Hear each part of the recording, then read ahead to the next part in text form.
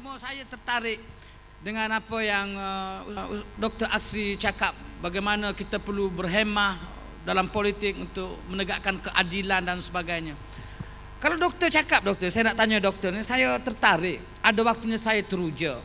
Tetapi dengan personality seperti doktor, saya dalam beberapa keadaan saya tengok doktor ini sebagai personality yang menimbulkan keresahan, juga kekeliruan kepada masyarakat bila kita bercakap soal agama.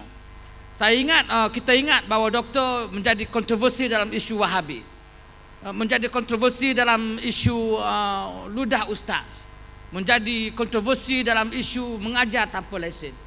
Jadi kalau soal kita nak menegakkan agama, nak bercakap soal agama, doktor bercakap semua orang diam, keliru masyarakat itu yang akan juga menyebabkan Melayu tidak bersatu sebenarnya. So apa komen doktor? Terima kasih pengurusi. Apa yang menjadi masalah kepada sesuatu masyarakat untuk berubah ialah apabila kita telah membenjarakan pemikiran mereka. Kita larang mereka berfikir dan kita wujudkan budaya feudalisme yang tinggi, iaitu budaya memperhambakan diri kepada pihak yang berkuasa.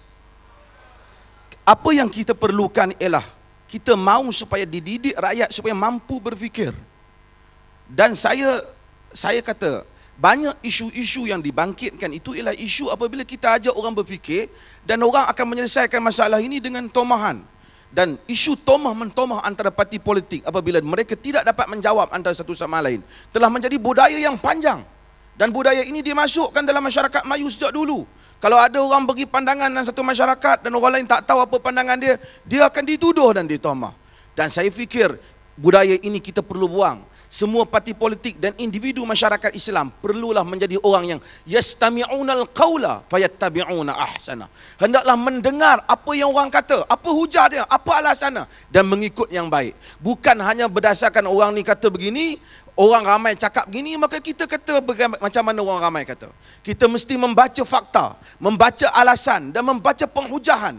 Politik yang matang, balik pada isu politik. Politik yang matang dalam negara ini ialah politik yang mana rakyat mesti digerakkan supaya mereka boleh berfikir. Walaupun UMNO mungkin tidak selesa dengan pilihan raya yang lepas, tapi jika tanpa pilihan raya yang lepas, yang walaupun membentuk porak-peranda dalam negara ini, hak-hak rakyat mungkin tidak tercapai sama seperti sekarang.